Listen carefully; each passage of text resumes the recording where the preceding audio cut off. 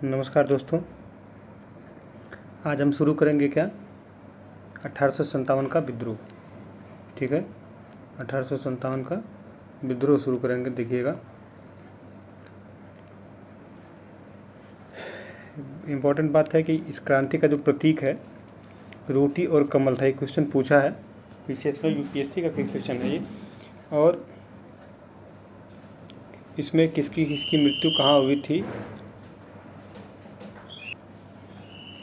अब मृत्यु से तात्पर्य कि अंग्रेज कहाँ कहाँ मरे थे और जो हमारे 1857 के क्रांतिवीर थे वो कहाँ कहाँ उनका देहावसान हुआ था, हम देखेंगे। और अगर वीडियो अच्छी लगती है तो लाइक सब्सक्राइब कमेंट करें और वीडियो से जुड़ें। टेलीग्राम लिंक जुड़ा दिया गया डिस्क्रिप्शन बॉक्स में, और बॉक्स से जाएं और आपका टेलीग्राम लिंक से जुड़े ग्रुप में। फिर आइए शुरू करते हैं बिना देरी किए होते। 1857 का विद्रोह का परिचय देखेंगे, फिर हम 1857 के विद्रोह के कारण देखेंगे, विद्रोह के जो प्रमुख नेतृत्वकर्ता उनको देखेंगे, तत्कालिक कारण देखेंगे, 1857 के विद्रोह की शुरुआत, वो जितनी रोमांचित घटनाएं उसको देखेंगे, विद्रोह का विस्तार देखेंगे, विद्रोह के परिणाम देखेंगे, विद्रोह के असफलता के कारण देखेंगे, अब विद्रोह का जो आपका स्वरूप या प्रकृति देखेंगे। ठीक है, तो 1857 के विद्रोह का सामान्य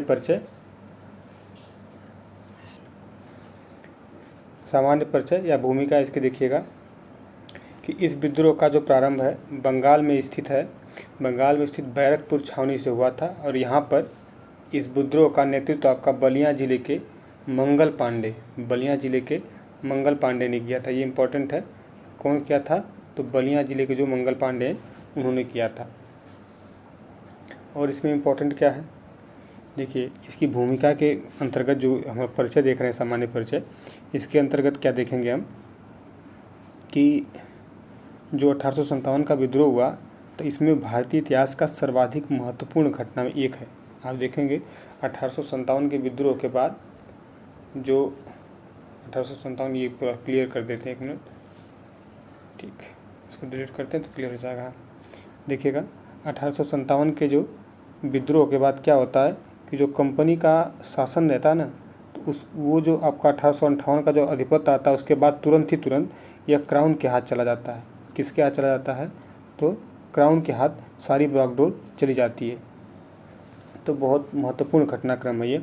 और क्या होता है कि जो आपकी यह घटना घटी थी तो ये घटना के अंतर्गत ये नहीं शामिल है कि ये जो विद्रोह हुआ था तुरंत, मतलब सडनली तुरंत विद्रोह हो गया था। यह जो ब्रिटिश शासन था इसका जो असंतोष था यह धीरे धीरे बढ़ता 100 वर्ष पूरे हो गए थे। क्योंकि आप सोचिए 1757 में जब आपके प्लासी का युद्ध हुआ था तब से लेके आपका 1857 तक 100 वर्ष पूरे होते हैं। इस 1757 से 1857 के बीच जितनी प्रताड़ना हुई भारतीयों की, वो कुंठा उनके मन में भरी थी। और ये धीरे जो बीज था और ब्रिटिश शासन के द्वारा जो मतलब रोपा गया था, ये आपका समझेंगे तो ब्रिटिश नीतियों के तहत ही रोपा गया था। और जिसका अंकुरण करेंगे आप, अगर मानेंगे जिसका अंकुरण कब हुआ था, तो जो 1764 का ब्रिटिश युद्ध हुआ था, 1764 का बक्सर का युद्ध हुआ था, बक्सर का युद्ध, और आपका 1806 में देखेंगे तो आपका बेल्लोर का युद्ध होता है। ये भी इसका परिणाम है, जो सैनिक विद्रोह इसे भी कहते हैं बेल्लोर। ये बेल्लोर है, बेल्लोर का युद्ध। ठीक है, आप देखेंगे कि 1857 के देशव्यापी विद्रोह में जो अंग्रेज थे, अंग्रेज सेना और हुक्मरानों जितने मतलब कि क्राउन था सबको झकझोर के रख दिया था। क्या कहता है कि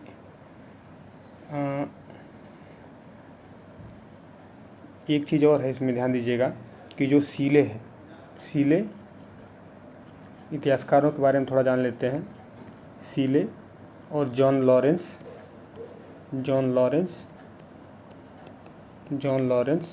और आपका ट्रेवेलियन, के मैल्सन, ये सब इतिहासकार हैं। इन्होंने क्या कहा है, इन्होंने देखिए लिखा है यहाँ पे, ये लिखा है ना लॉरेंस, तो ये तो इसके मारे गए हैं वो लॉरेंस है, इतिहासकार नहीं है। तो इन्होंने सैनिक विद्रोह कहा है। ये पूछता है सैनिक विद्रोह किसने किसने कहा, हो सकता है पीछे चार्ट दिया हो नीचे, हाँ नीचे चार्ट लिखा न होगा तो मैं लिखवा दूंगा। तो वो सैनिक विद्रोह कहा है। फिर अब आगे देखते हैं इसी में, इन्होंने अपने ही अधिकारियों के ऊपर गोली चलाकर उनकी हत्या कर दी थी। और यहाँ से यह विद्रोह आपका मेरठ आया, मेरठ के बाद दिल्ली पहुँचा और यहाँ पर इसका नेतृत्व आपका तत्कालीन मुग़ल बादशाह जो फ़र्रुख़ द्वितीय या इसे फ़र्रुख़ द्वितीय जफ़र कहते थे आपका ने किया। इसका नेतृत्व इसी ने किया था। बाद में वक्त कहाँ आते हैं, सारी कहानी पढ़ेंगे डेट वाइज डेट। इसके बाद आपका यह विद्रोह झांसी, कानपुर, लखनऊ व पटना देखेंगे। पटना भारत के अन्य क्षेत्रों में प्रचारित हुआ और प्रसारित हुआ, लेकिन देखते ही देखते कंपनी ने अपने योग्य सेनापतियों को मैदान में उतार दिया और विद्रोह को दबाया। ठीक है, ये लिखा है, आप 1 मिनट रुक जाइए। योग्य सेनापतियों को मैदान में उतार दिया। फिर देखिएगा, और 1.5 साल के अंदर, यहाँ लिखा है, और 1.5 साल के अंदर ही इस विद्रोह पर कब्जा कर लिया। फलतः हम लोग अपने तात्कालिक उद्देश्यों को प्राप्त करने में असफल रहे, सफल नहीं असफल रहे। हालांकि इस विद्रोह का जो है दीर्घकालिक परिणाम सकारात्मक पड़ा था, क्योंकि सरकारी जो क्या कहते हैं कि अंग्रेज कंपनी हिल गई थी। देखिएगा, इस विद्रोह के प्रारंभ में कई परिणाम विद्यमान थे। अब ये इस विद्रोह के कारण देखिएगा, 1857 के विद्रोह के कारण स्वरूप देख लिए। अब कारण देखिएगा कि इस विद्रोह के प्रारंभ होने के हमें अनेकों कारण दिखाई पड़ते हैं। इसमें राजनीतिक, सामाजिक, धार्मिक, आर्थिक और सैनिक, ठीक है, सैनिक तात्कालिक कारण को देखते हैं। क्या है 1857 का जो विद्रोह का कारण है, इस विद्रोह के प्रारंभ होने में हमें अनेकों कारण दिखाई पड़ते हैं, अनेक कारण दिखाई पड़ते हैं। इसमें आपका राजनीतिक कारण भी है, सामाजिक कारण भी है, धार्मिक भी है, आर्थिक भी है, सैनिक भी है, तात्कालिक कारण भी है। अब देखिएगा राजनीतिक कारण क्या है, पूरा डिस्क्राइब करके है, आप ध्यान से समझते चलिए। ये राजनीतिक कारण है, इसको देखते हम लोग। क्या है कि 1857 के विद्रोह का यह आधारभूत कारण था, और इस विद्रोह के पूर्व अंग्रेज गवर्नर जनरल लॉर्ड ऑकलैंड और आपका डलहौजी ने मुग़ल बादशाह के बारे में अपशब्द कहे। ठीक है, इससे बादशाह का गौरव नकारात्मक रूप से प्रभावित हुआ, लेकिन यह भारत की जनता इस गौरव को समाप्त होते ही नहीं देख सकती थी। फलतः एक विद्रोह के लिए एकजुट होने लगी थी। क्या कह रहा है कि 1857 के विद्रोह का यह आधारभूत कारण था, और इस विद्रोह के पूर्व अंग्रेज जो था गवर्नर जनरल ऑकलैंड था, और डलहौजी जो मुग़ल बादशाह थे, मुग़ल बादशाह के बारे में अपशब्द कहा था। इससे क्या होता है कि बादशाह का जो गौरव था उस पर नकारात्मक प्रभाव पड़ता है, और आपका जो भारत की जनता रहती है इस गौरव को होना नहीं देना चाहती थी। ठीक है, न इसको देखना चाहती थी। ये इस फलतः एक विद्रोह के रूप में पूरी जनता एकत्र हुई, एक कारण है। डलहौजी जो गवर्नर जनरल था आपका, इसका कार्यकाल है 1848 से लेके 1856 तक। ठीक है, याद रखिएगा 1856 तक। अवध का जो यह कुशासन के आरोप में विलय करता है तो 56 में ही करता है। डलहौजी अपने समय काल में हड़प नीति का विकास किया, और आपका इसके द्वारा तत्कालीन भारतीय रियासतों को 3 श्रेणियों में बांटा। इसमें आपका प्रथम द्वितीय के ऊपर आपका हड़प नीति का प्रयोग नहीं किया, बल्कि तृतीय श्रेणी के ऊपर आपका हड़प नीति का प्रयोग किया था। इसमें वे रियासतें शामिल, लिखा ना, वे रियासतें शामिल थी जिनका निर्माण स्वयं अंग्रेज़ों ने किया था, और इन्हीं को डलहौजी ने ब्रिटिश साम्राज्य का अंग बना लिया था। फलतः यह रियासतें भी 1857 के विद्रोह में शामिल हो गई। रियासत का नाम, स्थान और समय देखिएगा, ये बड़ी इम्पोर्टेंट है। ट्रिक के साथ आपको बताएंगे किस किस को कुशासन के आरोप में डलहौजी ने अंग्रेजी राज्य क्षेत्र में उनको सम्मिलित किया था। तो रियासत का नाम जो सतारा है, सतारा महाराष्ट्र में पड़ता है। 1848 में पहला रियासत थी जो हड़प नीति के अंतर्गत डलहौजी हड़पता है। दूसरा जैतपुर है मध्य प्रदेश में 1849 में, ठीक। फिर आता है संभलपुर जो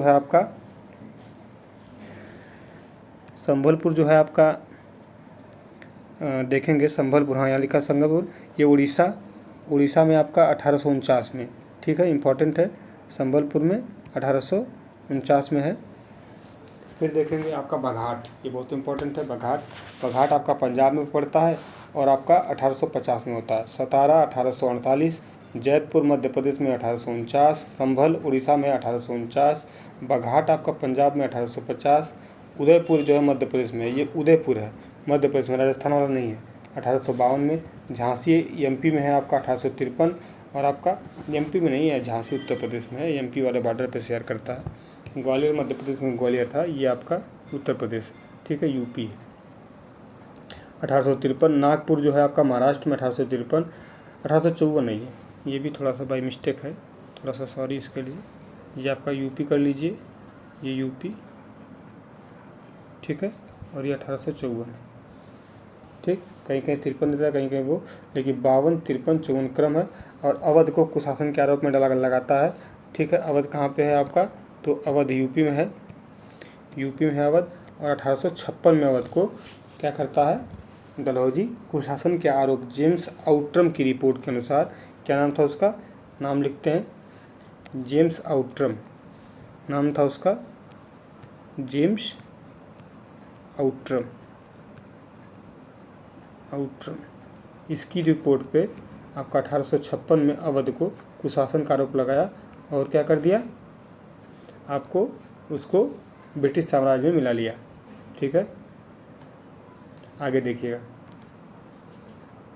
हाँ ट्रिक देख लीजिए इसका, बहुत बढ़िया ट्रिक है। देखा है SJS बुझना, मतलब SJS बुझना, ये ट्रिक याद रखिएगा। SJS से आपका सतारा, जैतपुर, संभल, फिर बघाट, उदयपुर, झांसी, नागपुर, अवध। देखिएगा आगे क्या लिखा है, लिखा है कि डलहौजी ने अकबर को भी अंग्रेजी राज्य का हिस्सा बना लिया। सॉरी, अकबर नहीं, अवध है यार, हमने चले अकबर को कैसे छू दिया, अवध। डलहौजी ने अवध को भी अंग्रेजी राज का हिस्सा बना लिया, जबकि अंग्रेजों का इधारू गाय था, ठीक है, दुधारू गाय था। आज दिमाग नहीं काम कर रहा मेरा। डलहौजी ने अवध को भी आपका अंग्रेजी राज में मिला दिया था, क्यों, जबकि यह क्या था, मतलब कि यह अंग्रेजों के समर्थक था ये, ठीक है, तभी इसको मिला लिया था। आगे देखेंगे, फिर ये लिखे यहाँ पे, डलहौजी ने आउट्रम की रिपोर्ट के आधार पर, मतलब उसके आधार को मानकर आपका अवध के ऊपर कुशासन का आरोप लगा दिया। और 1856 में अवध को, जो अवध के नवाब वाजिद अली शाह के समय में, अंग्रेजी राज्य का अंग बना लिया था, ठीक है। आगे क्या है कि अंग्रेज़ों ने कानपुर के नाना साहब को पेंशन देने से भी मना कर दिया था और कहा कि यह पेंशन सीधे तौर पर अंतिम पेशवा बाजीराव द्वितीय के लिए था। यहाँ लिखा ना, के लिए था, इसलिए नाना साहब को अंग्रेज़ों, हाँ के लिए था, इसलिए नाना साहब भी अंग्रेज़ों से नाराज़ थे, इनको नाना साहब को पेंशन देना बंद कर दिया था।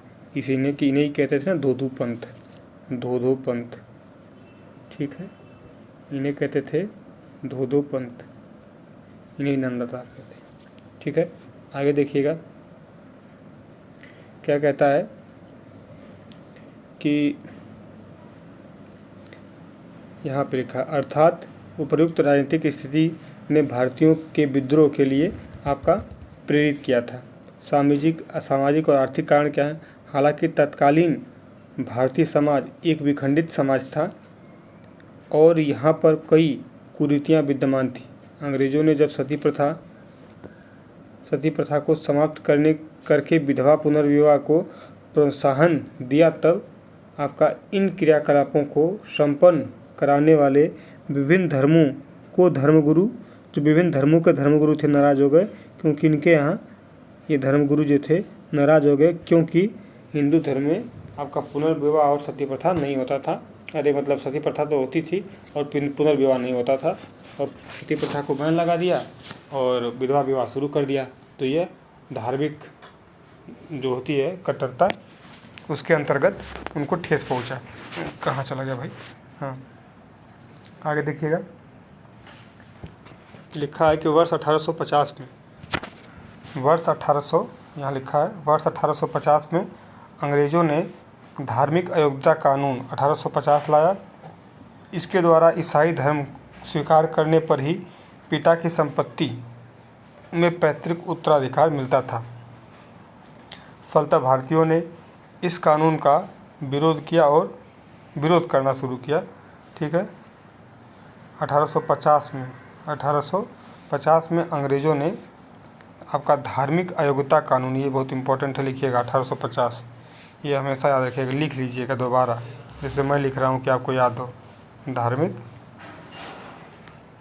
धार्मिक अयोग्यता कानून यहाँ लिख, ठीक है, देख लीजिए। इसके द्वारा जो ईसाई धर्म को स्वीकार करने पर ही जो पिता की संपत्ति में पैतृक उत्तराधिकार मिलता था, वो आपको बनाया गया था। फलतः क्या होता है कि भारतीयों ने इस कानून का विरोध किया था।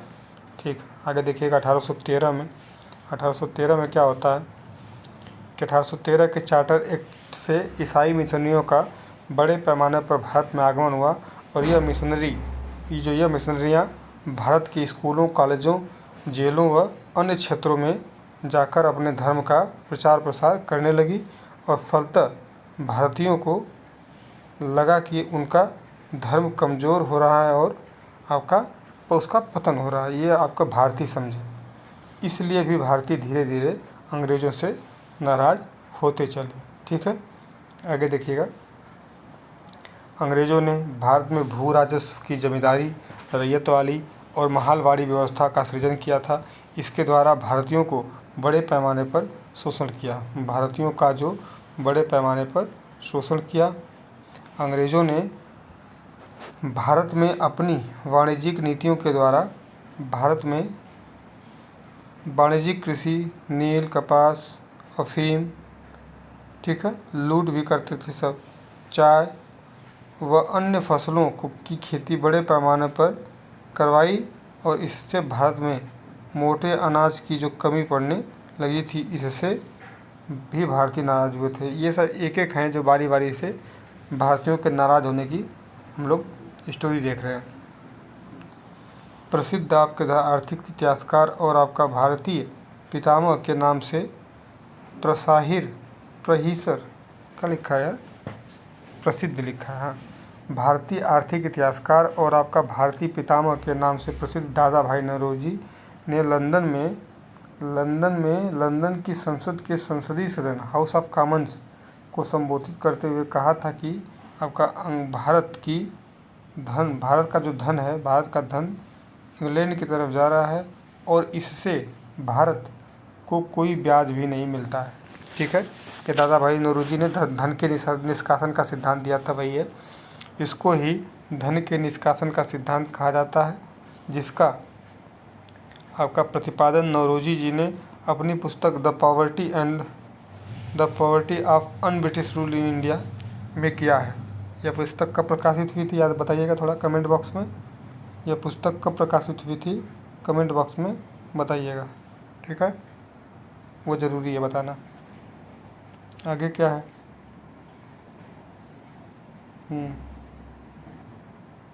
देखिएगा, राष्ट्रीय एकता और, चलिए यार यहाँ देखिए, राष्ट्रीय एकता को स्थापित करने में मजबूती मिली, किससे मिली? इन्हीं सबसे मिली। सैनिक कारण क्या थे?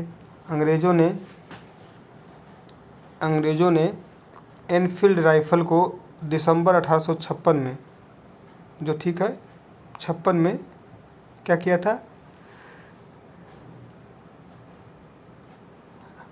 1856 में परीक्षण किया, डमडम में शामिल किया गया था। अम्बाला के सियालकोट में भी 1857 के विद्रोह के पहले कंपनी में भारतीयों व यूरोप सैनिकों का अनुपात जो था 5:1 का था। और लेकिन भारतीयों सैनिकों लिखा है, लेकिन भारतीय सैनिकों की मन तो यहाँ लिखा है, थोड़ा सा ध्यान दीजिएगा। लेकिन भारतीय सैनिकों की न तो यूरोपीय सैनिकों के मुकाबले पदोन्नति होती है और न ही आपका वेतन मिलता है, बल्कि भारतीय सैनिकों के ऊपर धार्मिक टिप्पणी भी की जाती है। इसलिए इससे कंपनी भारतीय सैनिकों के जो भारत सैनिक थे वो कंपनी से नाराज थे, कहना चाहता है। वर्ष 1854 में डलहौजी ने डाकघर अधिनियम लाकर भारतीय सैनिकों को भ्रष्टाचार से मिलने वाली छूटों को समाप्त कर दिया और इससे भारतीय सैनिक नाराज हुए। 1856 में ही डलहौजी ने नया सैनिक एक्ट लाया और इस अधिनियम के विद्रोह का आपका कारण बना। इस अधिनियम, यह अधिनियम लिखा है, यह अधिनियम यहाँ लिखा देखिए, यह अधिनियम भी विद्रोह का कारण बना था। आगे तात्कालिक कारण क्या है? वर्ष 1856 में डलहौजी के सैनिक अधिनियम में भारतीयों को भारत में ही नहीं बल्कि विदेशी क्षेत्र में भी आपका युद्ध लड़ना पड़ेगा, मतलब जाकर युद्ध लड़ने की बात को स्वीकार करना पड़ता था। इसी अधिनियम लिखा है, इसी अधिनियम के द्वारा सेना में प्रयोग की जाने वाली लोहे की ब्राउन वेस राइफल के स्थान पर न्यू एनफील्ड राइफल का प्रयोग आपका स्थापित हुआ। ठीक है, दिसंबर 1856 में कांड घटता है जो ये राइफल आती है। ठीक, इस राइफल लिखा है यहाँ पे, इस राइफल की कारतूस के अग्रिम सिरे पर गाय और सूअर की चर्बी लगी होती थी। फलतः कंपनी को सीमा में शामिल भारतीय सिपाहियों ने अपने धर्म विरुद्ध मानकर विद्रोह कर दिया। ठीक, ये था इधर की कहानी। आगे देखेंगे क्या है। 10 मई के विद्रोही जो मेरठ से शुरू हुआ था, 11 मई को मेरठ से दिल्ली पहुँचे और दिल्ली पहुंचकर यहाँ पर नियंत्रण कर दिया। मुग़ल बादशाह बहादुर शाह जफ़र, जिसे बहादुर शाह द्वितीय या जफ़र कहते थे, नेता बना। इसी समय अंग्रेज़ों ने दिल्ली पर कब्जा करने के लिए निकोलसन को उतारा था, लेकिन दिल्ली में वो निकोलसन मारा जाता है। फलतः अंग्रेज़ों का सेनापति हडसन इलाही बख्श की सूचना पर बहादुर शाह मतलब जो जफ़र है को दिल्ली में स्थित हुमायूं के मकबरे में से गिरफ्तार कर लिया और आपका 1858 में जो मई में दिल्ली के ऊपर अपना नियंत्रण स्थापित कर लिया था अंग्रेज़ों ने। बहादुर ने 2 पुत्रों मिर्ज़ा मुग़ल और मिर्ज़ा सुल्तान को एवं अपने एक भतीजे अबू बकर को लाल किले के सामने चांदनी चौक में जनता की सामने गोली मार दी थी। बहादुर शाह ने 2 पुत्र मिर्ज़ा मुग़ल और मिर्ज़ा सुल्तान को स्वयं एक भतीजे अबू बकर को लाल किले के सामने चांदनी चौक में गोली मार दी थी और मुग़ल बादशाह को दिल्ली से निष्कासित करके रंगून भेज दिया गया। यहाँ पर इसके 1862 ईस्वी में मृत्यु हो जाती है। बहादुर शाह है, उसका मित्र इलाही बख्श था। झांसी देखिएगा, यहाँ से हमारा झांसी देखना है। झांसी के बाद क्या आएगा आपका लखनऊ। ठीक है, झांसी है तो झांसी का यहाँ पर विद्रोह लिखा है ना, यहाँ पर विद्रोह का नेतृत्व रानी लक्ष्मीबाई ने किया। 5 जून 1857 को प्रारंभ हुआ का था। तो ये जो मतलब झांसी है, अलग अलग जो क्षेत्रीय शासकों ने संघर्ष किया था 1857 में, उनकी वीडियो देखेंगे। थोड़ा सा अलग अलग करके छोटी छोटी वीडियो देखने में आसान रहेगा। तब तक के लिए धन्यवाद। जय हिंद।